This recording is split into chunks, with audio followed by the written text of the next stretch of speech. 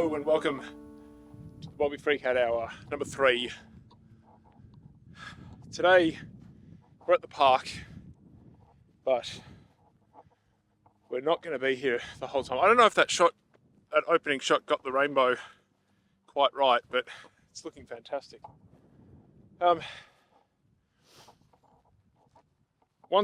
at the park today, but the whole plan for today is to get home, set up a tent, and then camp out overnight. So the rest of this episode is going to be all about that, pretty much. There is going to be the geocaching part 3, geocaching 16 part 3, but the majority of it is going to be in the tent, talking to camera, doing a food review. Got pancakes for the morning, it's going to be great. But to get into the mood and to get the feeling as though we are actually camping, because that's the main reason I'm doing it, I have taken the dogs and I are at the park now to go for a bit of a walk. I was hoping to get an egg and bacon roll, but the local cafe has decided Tuesday is their day off, which is fair. And that means I'm undernourished and a little bit hungry, so that's annoying. But we've got a bit of weight in the backpack, to try and replicate and substitute in for a proper pack, trying to get the real feel for camping. Of course, we'll be in the backyard though, so when it most likely gets too cold, we'll go running inside. But yeah, that's what we're doing today. So, as they say on these type of things, like and subscribe now because you'll forget by the end of the video, and join me in a makeshift backyard camping adventure.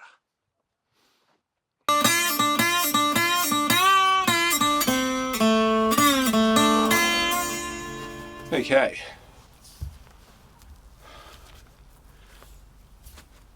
I ended up having a nap, and I've left this way too late. So we're going to try to set this up as quick as possible. This is a bamboo Dura Tough handle, it's called. It's literally a handle for a broom or something. It's bamboo, so it's very light, and it's about shoulder height on me. I don't want to use it as my walking stick / tent pole for camping trips. So that's the experiment that we're doing today, using a DD 3x3 tarp. So cue the time lapse. Let's hope this works.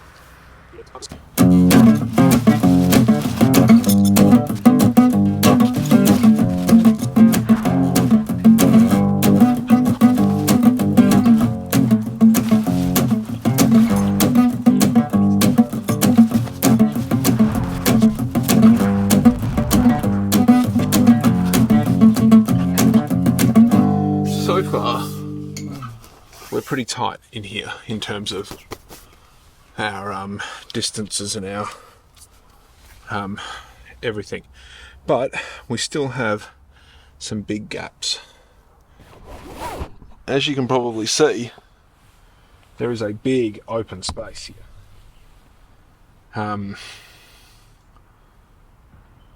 I can easily hang a light off here, no problem. That's going to light up the entire space. Still got to tie these off and everything. So yeah, let's do some fine tuning and some experimenting with guy ropes and all that kind of stuff. At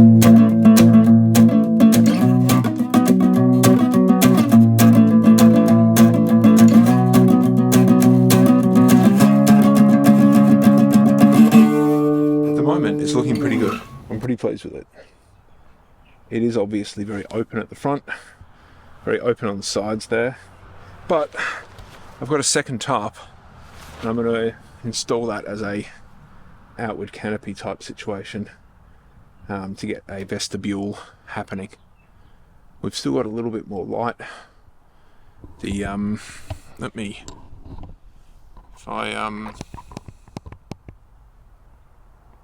That is not showing it at all. through that way are some beautiful clouds showing how much light there is left. So yeah, here we go with the vestibule extra tarp section.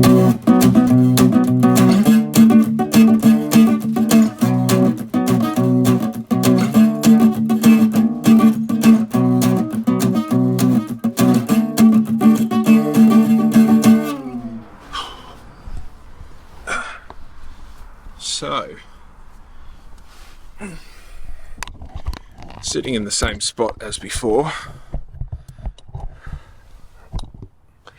we are well covered, very well covered. The issues are big gaps here and not too tight. My little BioLite lanterns that I use every day.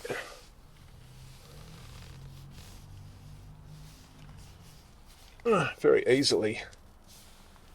And even in this current, still got a lot of light outside, but that's lit up everything quite nicely. So,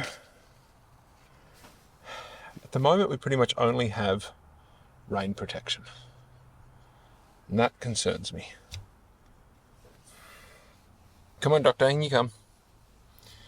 Now, hiya, baby. Hiya. It's funny with dogs. Doctor, whenever I've set up a tent and stuff out here, has come out and been quite happy to be here. And if I lay here, she'll lay down with me and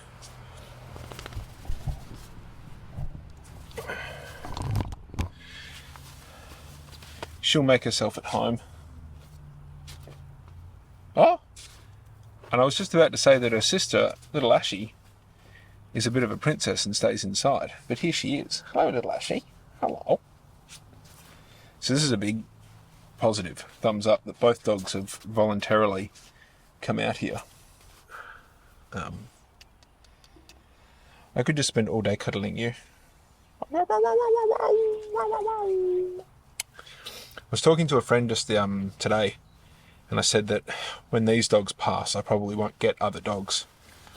Because as much as I love these two to bits, like absolute bits, it changes your life having a dog. You can't do certain things, you can't go certain places, you have to come home, all that kind of stuff. Can't stay out late, all that kind of stuff. If I did date and did actually have the chance to stay at a lady's house, I wouldn't be able to, because I'd have to come back to these two.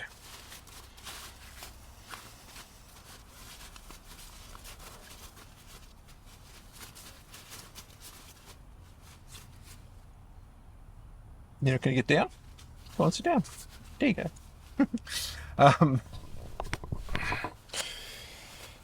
So I have no idea what the light quality is going to be like for this shot. Why don't you check it? I hear you say. Well, I don't want to.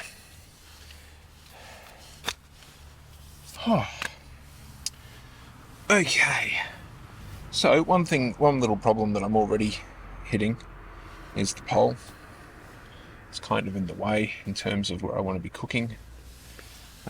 But I'll move that a bit closer. So let me angle you a little differently as well. There we go. I hope that includes everything. I have got the absolute creme de la creme of hipster wanker stoves. It is very nice in the way it lights up the room. Mine is, of course, as is everything of mine, quite dirty. It does take a bit of effort to clean that out. And in this kind of situation, it's going to generate some heat towards me, which is good. I'm going to use this windbreak as a heat reflector, like that. So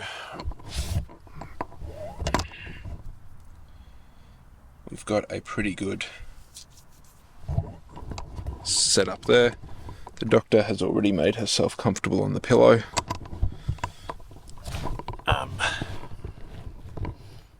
And I can already feel a bit of heat coming off it. Obviously the main heat is above, which is fine. Using the Crusader cup.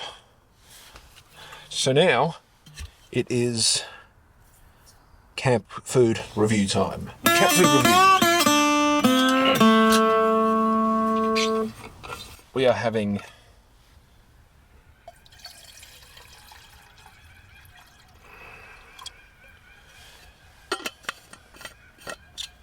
some instant noodles tonight.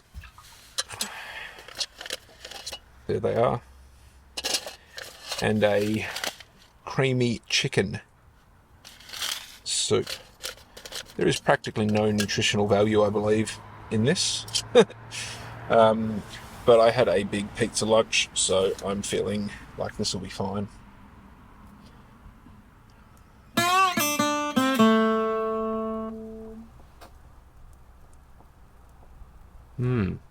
It's very peaceful just sitting out here in the outside.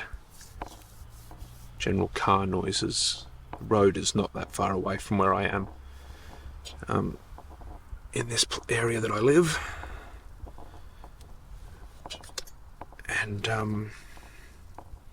this is a very simple dinner, but it's quite a nice dinner. I'm actually feeling a little bit full still from my late lunch, which was only a few hours ago. So I'm really not sure if I fully want this right now. So yeah, I think I might go to get another blanket and swap into my tracky pants and my sleeping gear. I've got my merino inner layer for the sleeping bag, and I've got the sleeping bag. I've got multiple wool blankets. I'm gonna go get a third. Okay, so I went and put the trackies on. I didn't change my top, which is a bit silly. I've still got a bog standard shirt over my thermals.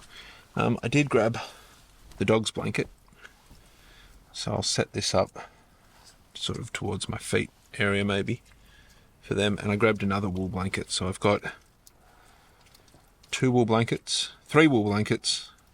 a merino sleeping bag sleeve sheet, whatever it's called, a sleeping bag, a midsummer sleeping bag, my winter sleeping bag's inside. I was going to use that one, but with that one I can't open it up to incorporate the dogs, so that's more of a one person, not a one person, 2 dogs situation. And then a mat, a very small mat, nothing fancy. And yeah, it's actually quite warm in here. Like, this little heater thing is doing an amazing job. And even though I can definitely smell, like, you got to be with these kind of kerosene. It's not kerosene that I've got in it. I've got lamp oil, or I can't remember what the exact phrasing or name of it is. But it burns the cleanest. And I have got it a little too far this way for the ventilation that I planned. And I can smell it. I can definitely tell that it's in the air, but I feel like, given that there's 20 centimetres of... There's no point me even showing you. Oh, actually, I've got this light lamp in here, look. I think you can sort of see there. There is a lot of possibility for breeze to come in here. It's actually quite nice. That's what I was going to do. I was going to check. So, according to the official weather, it is currently 12 degrees and we're going for a low of 9 Celsius. So we're not going to get that cold. If it was below, If it was 5 or below, it would be super cold. And according to this, it doesn't suggest that there's any wind. Wind gusts, partly cloudy conditions expected around 8 p.m. Wind gusts are up to 8 kilometres, which I believe that's not too bad. And I've got the houses right there, trees are all around there. I don't think it's going to get too windy. Tomorrow it's meant to rain, so it's not meant to rain overnight, according to this. 1 a.m. there's a bit of rain. Let's check the other weather app. So sunrise is in 13 hours. And apparently a low of 6, according to this. So that's cold. And rain. Partly cloudy, slight chance of a shower, light winds. So that sounds pretty good. Light winds, slight chance of rain.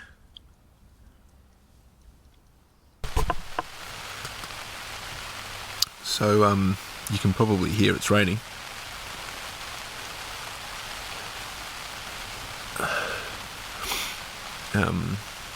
And it's quite cold. The temperature has changed quite a lot without the stove on. I'm genuinely a little bit concerned by the proximity of my head to the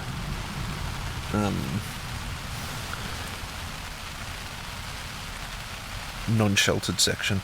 But we're feeling pretty cozy and pretty warm, so I'm not too concerned in that regard. This little one made a couple of noises that got me concerned. I don't know what her problem is, but she's comfy in here now. Yeah, just a little update for you. So it is properly raining now, and there's even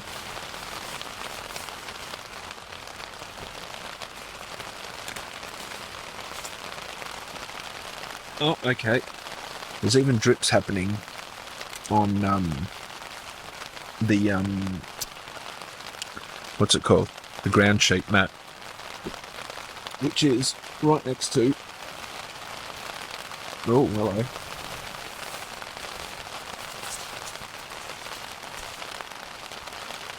Right next to the pillow.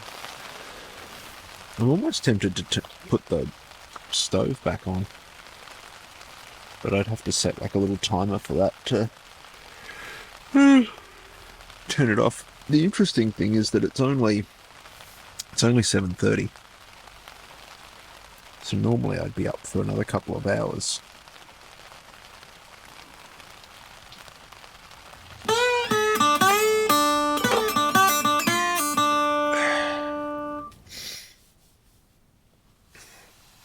Good morning. It is 4:30. 4:30 isn't a ridiculous time for me to get up, so I've decided I'm awake, which means popping inside and getting coffee and pancakes, or pancake batter and materials for making pancakes, whatever.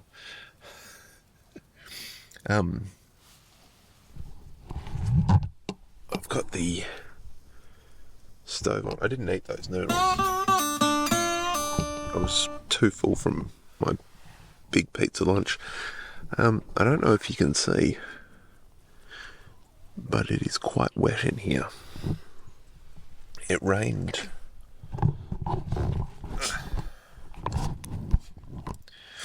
It rained pretty decently last night. And everything's pretty wet. There is condensation on all the inside of the tent.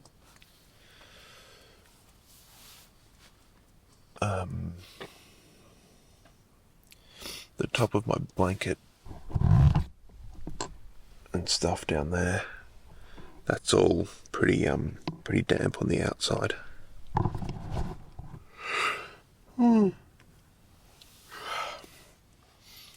But on the inside I am fine, as in under the blankets and stuff. This has been already a fantastic learning trip. Oh, interesting. So I've just noticed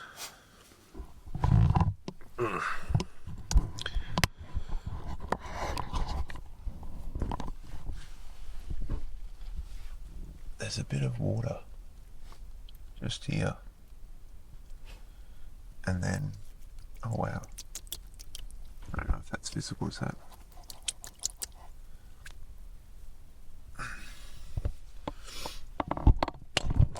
The entirety of the pizza tray has got water in it.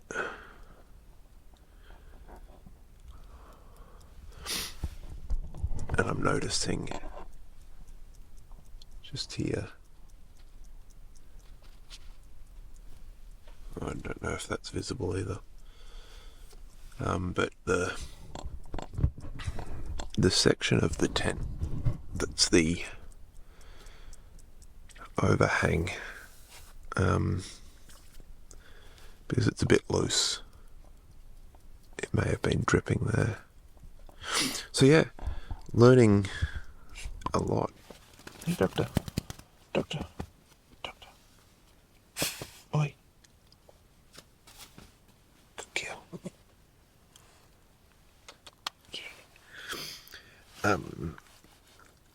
Yeah, I knew this wasn't perfect. So you practice, that's what the point is. But overall it's fine. Again, yeah, toasty warm underneath the doonas. Or the doonas, the blankets.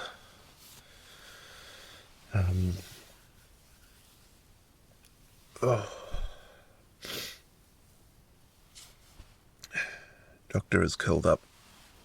Right, like imagine when you're lying on your side and you pull your legs up a little bit into like a hook. Doctor is right. What is that hook? Everything stayed upright, and it is pretty sturdy when I give it a shake there. So that's a positive.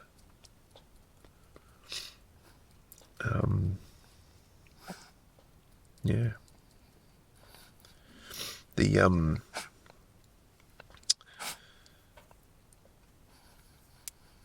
I should have planned a bit better and brought the coffee and everything out here for now, so that I could make it straight from bed, because I do not want to get out of here right now. Okay. Whew. We're back with the supplies, and I've put my Swan Dry jumper on because it's cold. And both dogs, here you go, she. Come on, there you go. Both dogs have come back outside. So I've got the coffee. I'm going to grind the coffee and get the coffee going. The water's already on the stove. Yeah. Should be pancakes in not too long. Oh man, I've got this little radio. It's a fantastic little radio because it receives everything. So shortwave communications, as well as AM, FM, does Bluetooth, which is what I'm doing at the moment. It's a fantastic little thing.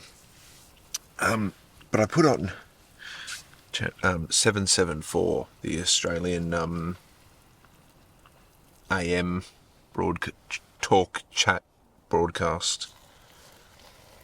And they were talking about semicolons and whether we're still using them or not. So I didn't listen for very long. I am using one of my oldest pieces of camping kit. It is a collapsible coffee filter holder. I don't believe that Ortleb, and I don't know if I pronounced that correctly, but I don't know if Ortleb make them still. And that's a shame. Because it is fantastic. I've had this, I just realised I've had this over 10 years. And you just put 2 temp pegs down the side of it. I'll see if I can hold it up.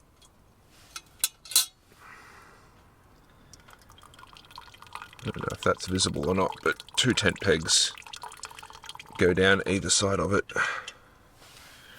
You put a coffee filter in there, you grind your coffee, you put your coffee in there, and you pour your water over the top. And it has a real slow flow to it that means that you're getting a pretty good steep.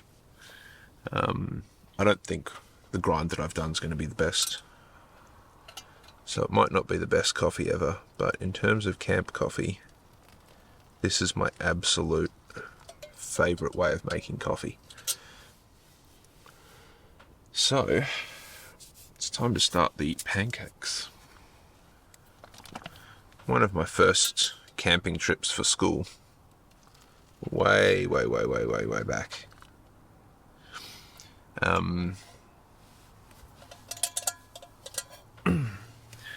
We had pancakes. And we had just little shaker pancake mix. So I thought, for this little adventure, that was what we're going to do. So that is terrible.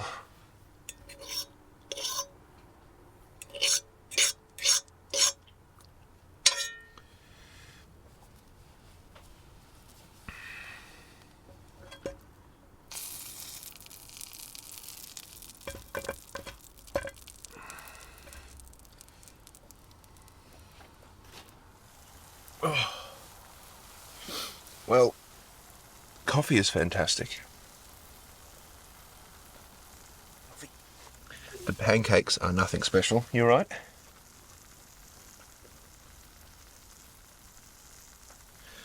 The pancakes are nothing special, but the lemon and sugar and icing sugar topping that I'm using is hitting the spot quite nicely.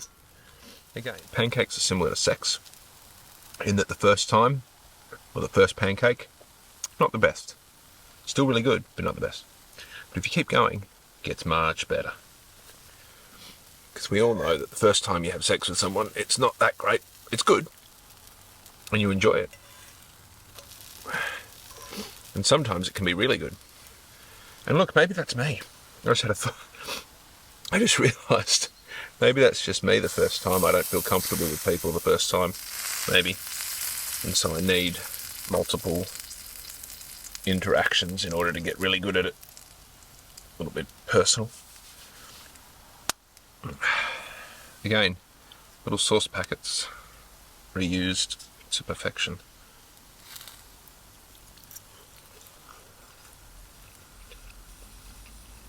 Into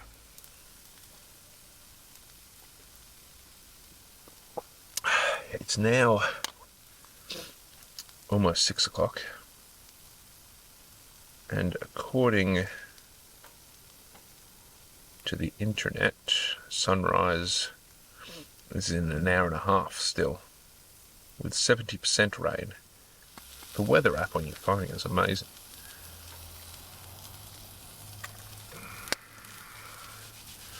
But then of course we use our phones for terrible things and stuff. So. Anyway, I don't know what I'm going to do. I'm going to finish cooking all this up, of course. And probably head inside. Got a lot of garden work I need to get done today at home, so probably going to cut to some gardening information. I've actually got a plant that's just on the other side of the tapia that I wanted to show you guys about, or tell you guys about, show you guys some stuff. So, you know what? Let's cut to that right now. Let's go to nice and warm, midday, probably raining. Here we go.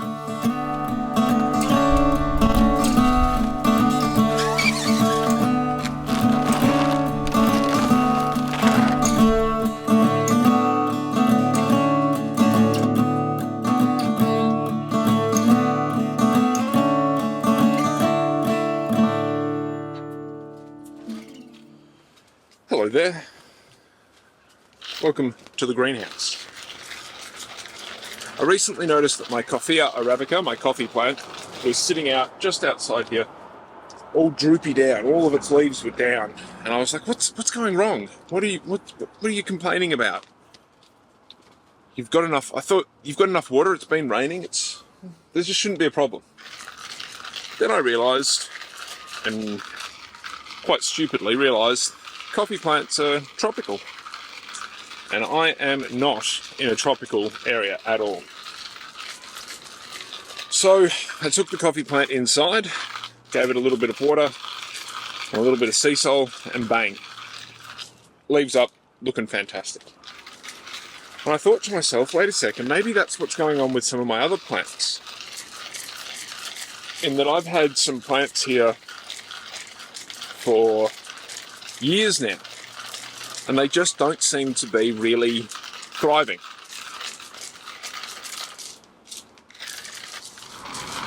And so I thought, it's time to get a greenhouse. A friend of mine whose lawn I've mowed a few times, well, semi-consistently, had a greenhouse, and she was growing tomato seedlings. And one time I opened up the door to this little greenhouse to have a look at how her tomato seedlings were going, at her suggestion and request. And I've realised I've ground as much as I can for now. And when I opened it, the heat that came out, was just amazing. And I was blown away. And I thought to myself, well, that's what I'm going to do. I've got many fruit trees that would like a little bit of TLC, and this is what we've ended up with. It is a 2 metre by 2 metre by 2.2 metre greenhouse. It is fantastic. I can stand in it with room. It's strange that the door is low, but I think that's a sensible choice in terms of the way it's put together. I've got sandbags and pavers and weights all over the place to try and keep everything weighted down for the wind. But you'll still hear noises like that, or it's getting all windy. I've noticed it's not that warm in here. It's not cold, but it's not that warm. So I'm hoping that is going to benefit some of my plants. At the moment, because it's winter, they're not thriving, they're not putting on growth or anything.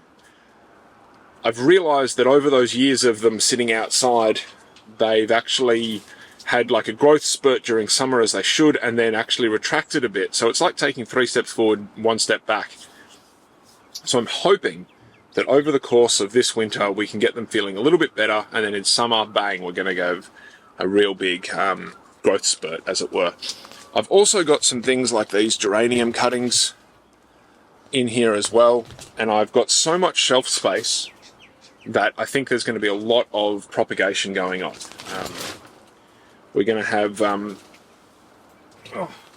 got things like this aloe vera, which is one of those great beneficial plants to have in your garden.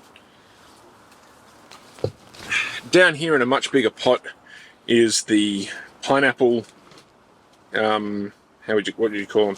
Pineapple plants. But a couple of years ago, working at a bar that I was working at, we would dehydrate pineapple. And so we'd buy a full pineapple and then chop the top off and then dehydrate the rest. So I thought, well, I'm going to give it a shot, taking the crowns home. And so I've now got 2 pretty substantial pineapple plants. I want to repot those sometime soon, so coming up, that'll get repotted in the future. I've also got my cactus that I found on the side of the road that are all doing well. I want to repot them at some point as well. But today, the main thing we're going to talk about and get done is we're going to clean up all the weeds and some of the rootstock growth from the banana. I've said it again, the banana. From the pear tree that I've got. The banana plant, we'll deal with it another time because that's round the back, blah, blah, blah. So, whilst this continues, little stove continues to boil some water for coffee, we'll reset the camera and we'll start on the pear tree. Here is a time lapse of me setting up the greenhouse.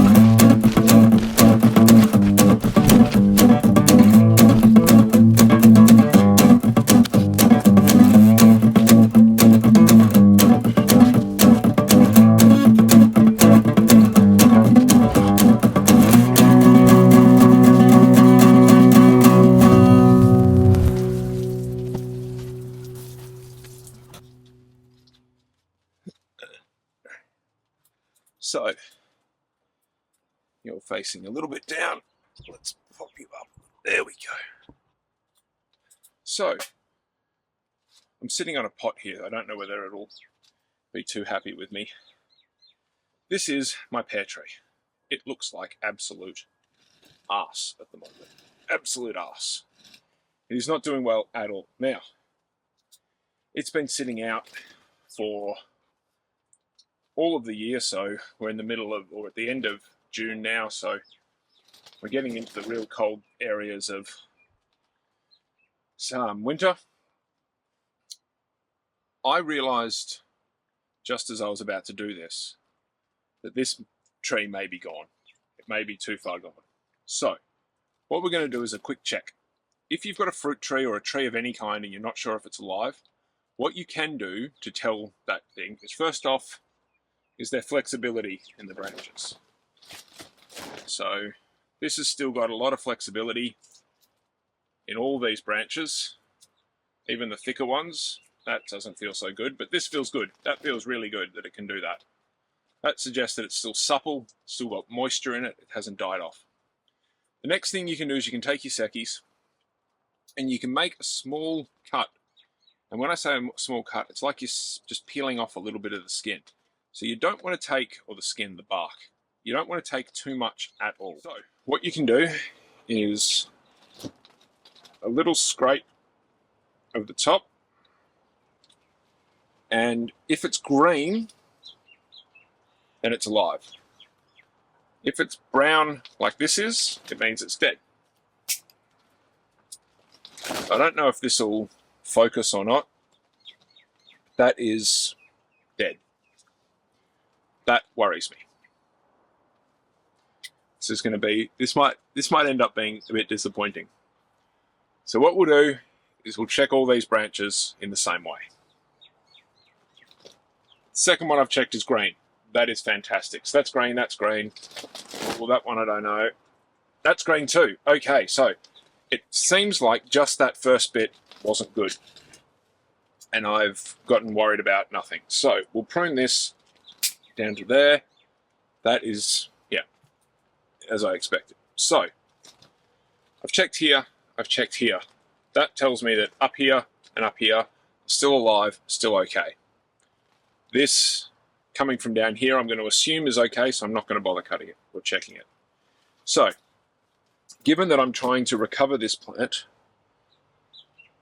oh my God. So, I've just had a real amazing moment here, and I'll try to get a photo.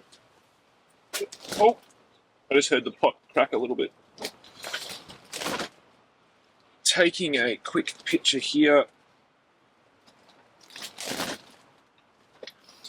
I noticed all around this area little shells, and they're always, or usually empty, and I always think to myself, how did seashells, because they look like seashells, get up here when the sea, even though the water's that way and it's not that far, they get up here? And I've just realised, because of the photo that you've seen or you're about to see, they're snails. They're baby snails. Mind blown. Baby snails. Okay, so I've rearranged the camera a little bit so that you can see what I see. You can see my hands. This is what I'm seeing. Now, I've got no problem with weeds growing up around the base of a tree like this. It just happens. Clovers and oxalis and stuff brings up nitrogen. Grasses, obviously, not that great because that's just going to take over. But this is what happens. Hello, Doctor. And Doctor likes chewing on the grasses every now and again. It's good little supplementation for their diet. Although the other day she vomited up something, and you could tell she'd eaten grasses to vomit it up. So she probably ate something in the... Anyway. So what we're going to do is we're going to take all this green stuff out because we don't want any of it here. So, Doctor, if you could just pop up off for a second. Thank you. Now, many people would quite rightly just say, well, they're weeds, get rid of them. And you're not wrong. You're absolutely not wrong.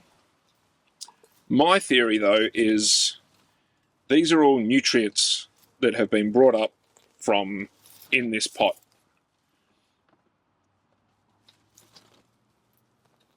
this green matter is a direct result of nutrients that were in this soil.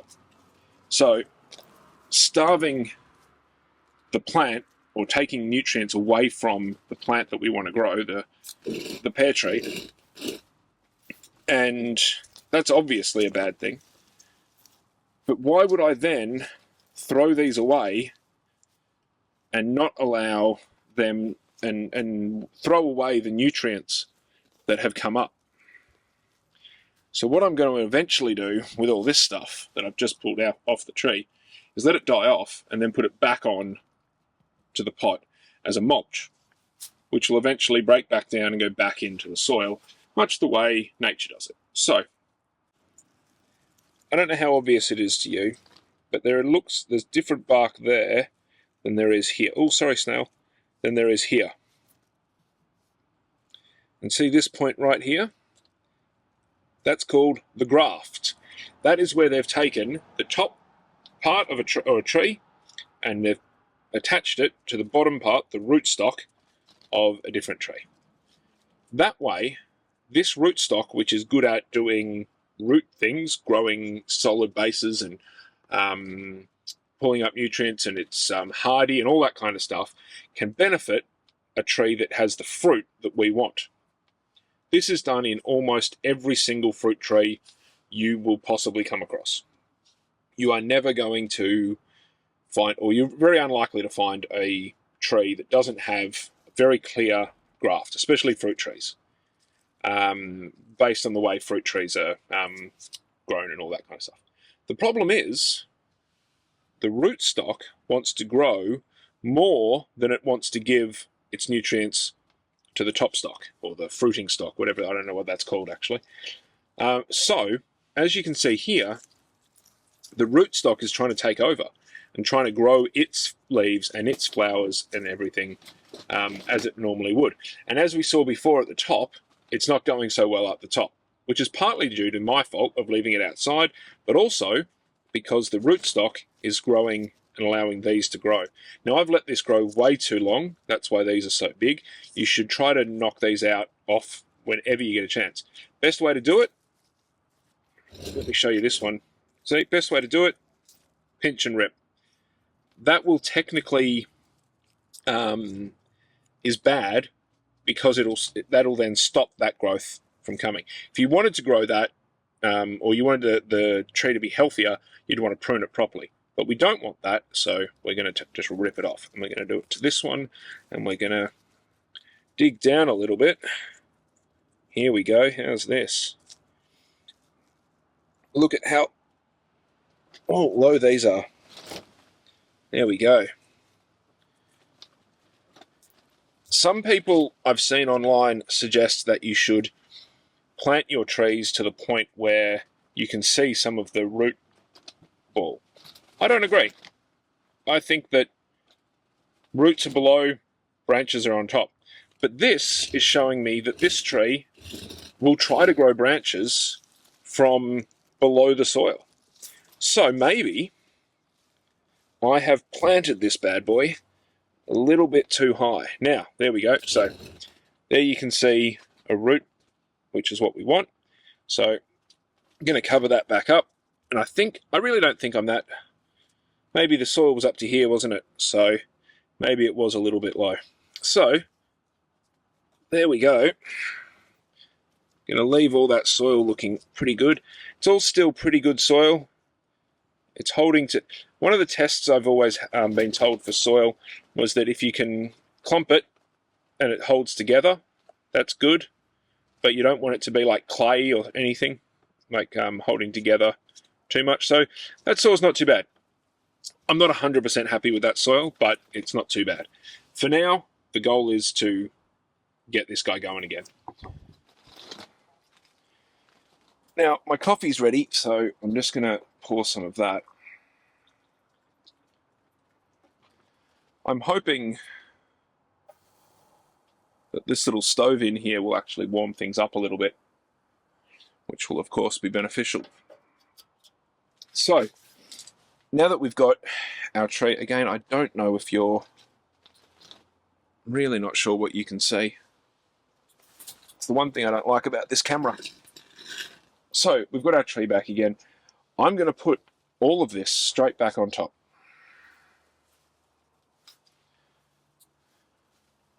Hopefully, the shock of being ripped out of its soil will stop it from growing. And now,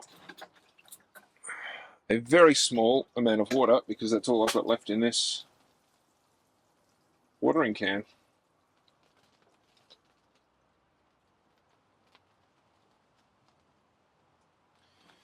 So there we go. That is the plant that I was talking about. It's been about a week or so since I did the camping adventure, and this was one of the pots that was sitting just outside the tent. And this is exactly what I've been wanting to do to it for a long time. I actually have a number of plants in here that need this kind of treatment, and so I'll probably get onto that for the rest of today. And hopefully in the next few episodes of the Bobby Freakout Hour, we will see some of these plants really taking off and improving. If you want to know anything garden-wise, garden-related, let me know. Comment in the comments, funnily enough.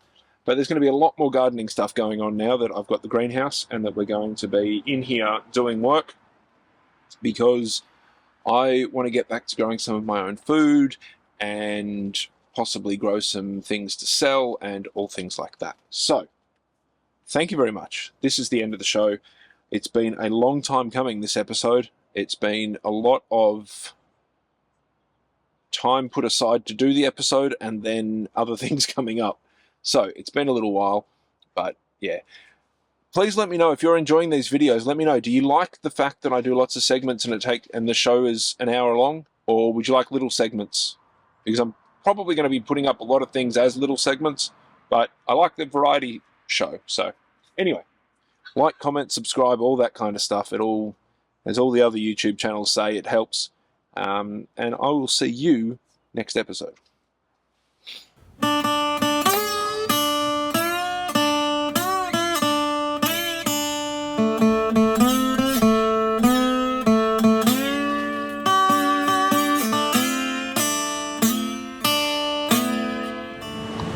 Come up from the beach onto this section because all these grasses are going to hold the sand together a bit better, and so I'm not falling into it as much. This oh, and of course it ends in just a second, so I'm going to jump the fence.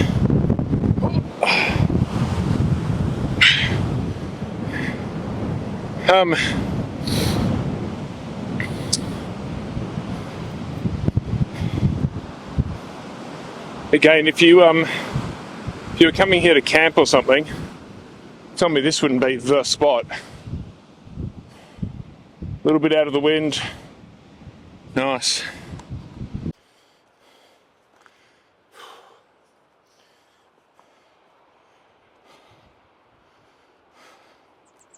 I rarely write or think about exactly how many kilometers I can do each day when I go hiking. Oh. And today is one of those ones where it's now 10 past 1. Yeah. And I really wonder how much more I want to do today.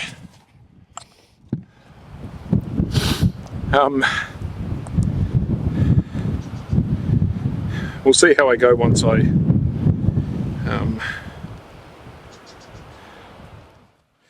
so I just found the next cache on the trip. It looks like that, which is fantastic. The juxtaposition of the big bucket versus that, and the fact that it was, I'm going to say, just over there somewhere. Not going to be specific.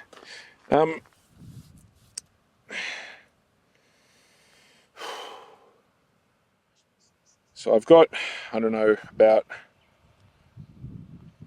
I've got less than a quarter of this section to go in terms of walking. So I'm going to make it back to the car at least. But unfortunately, that's when there'll be muggles. That's when it'll be a struggle to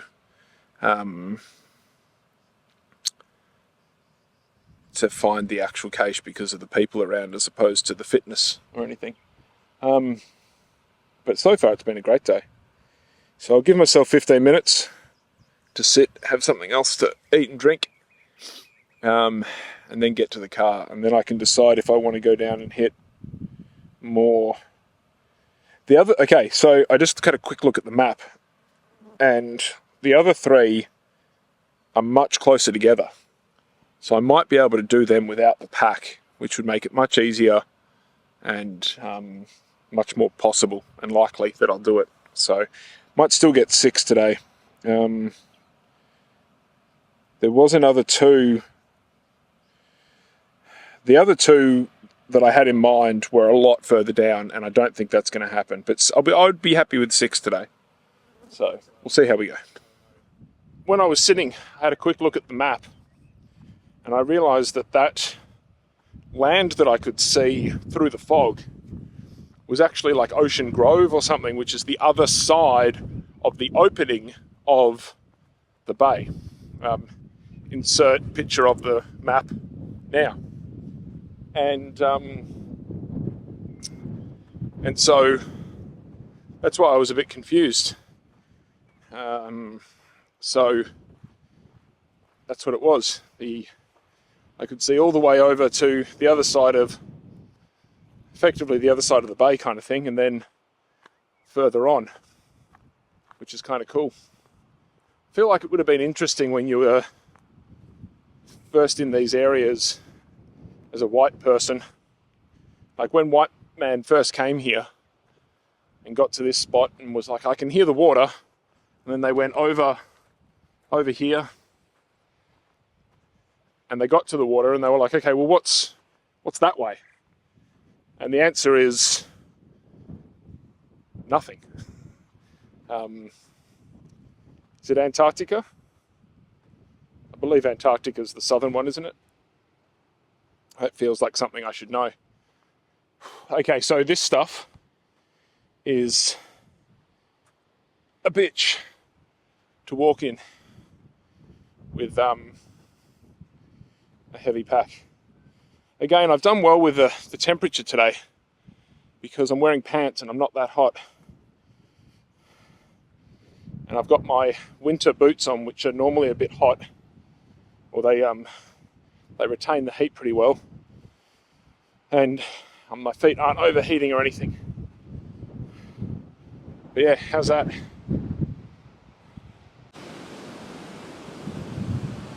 The sea was angry, mate. I screwed it up. The sea was angry that day, my friend.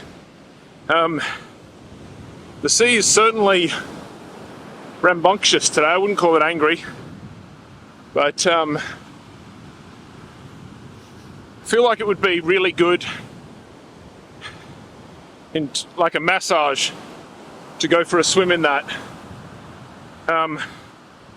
You'd want to be a strong swimmer though, of course, because it doesn't look it looks pretty rough.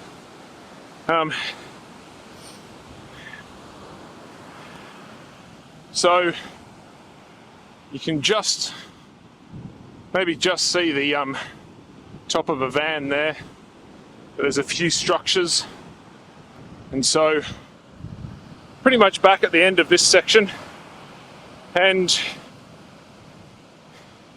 it really does feel like a hike, because at the end of every hike I've ever gone on, I always come around the corner to the car park or wherever, hoping that the car's still there.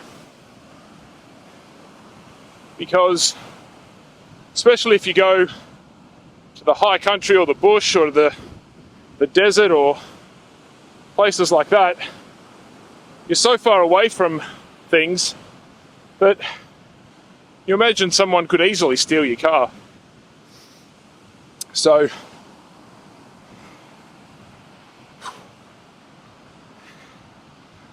it's a certain safety of getting back to the car park.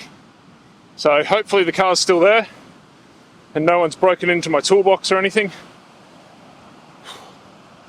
But